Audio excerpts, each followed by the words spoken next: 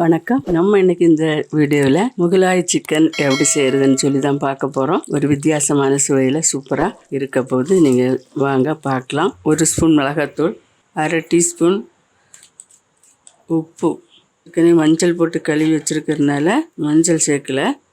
இதை இப்போ நல்லா மிக்ஸ் பண்ணிடலாம்.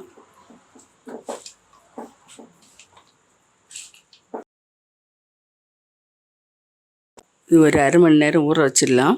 ஒரு பாத்திரம் அடுப்பில் வச்சுருக்கேன். 2 டேபிள் ஸ்பூன் ஆயில் சேர்க்குறேன். 3 டேபிள் ஸ்பூன் ஆயில்.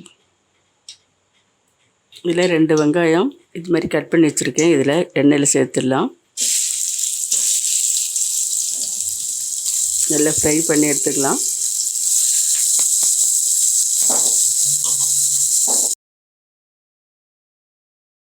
இப்போ வெங்காயம் நல்லா பொரிஞ்சாச்சு. இதை இனி எடுத்துடலாம். இப்போ பொரித்த வெங்காயத்தை மிக்ஸி ஜாரில் சேர்த்துக்கலாம்.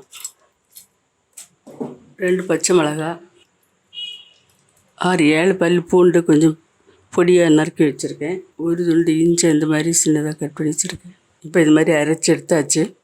இப்போ இந்த வெங்காயம் பொரித்த பாத்திரத்தை அடுப்பில் வச்சுருக்கேன். 3 டேபிள் ஸ்பூன் ஆயில் சேர்க்குறேன். ஒரு பிரிஞ்சி இலை, 2 துண்டு பட்டை, 3 ஏலக்காய், 5 கிராம்பு, 10 மிளகு.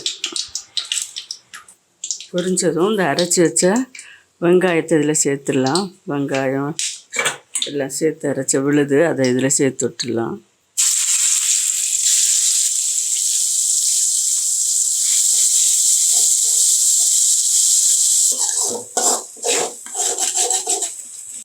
இதில் 1.5 டீஸ்பூன் மல்லித்தூள்,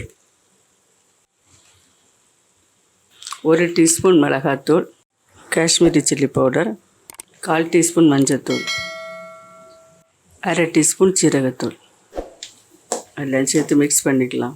1/2 டீஸ்பூன் கரம் மசாலா.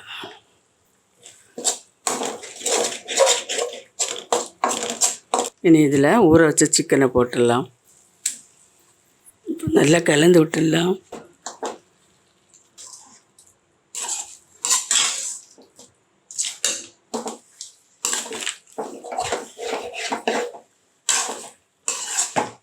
இதுக்கு தேவையான உப்பு சேர்த்துடலாம்.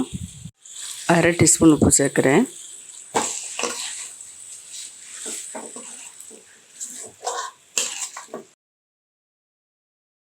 கொஞ்சம் மசாலா நல்லா பிடிக்கிறது வரை எண்ணெயில் வதக்கிடலாம். இப்போ இதில் தேவையான அளவு கொஞ்சம் தண்ணி சேர்த்துக்கலாம். 1 கப்பு போல் தண்ணி சேர்க்குறேன்.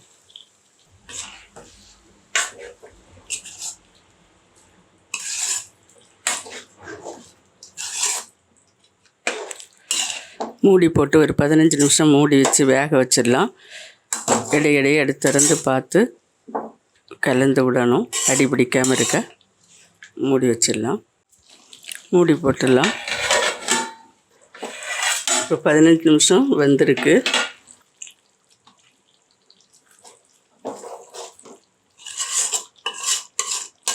மொத்தம் ஒரு 25 நிமிஷம் மூடி போட்டு வேக விடணும். இன்னொரு 10 நிமிஷம் இருக்கட்டும், வெந்துடும். இப்போ எடுத்து பார்த்துடலாம்.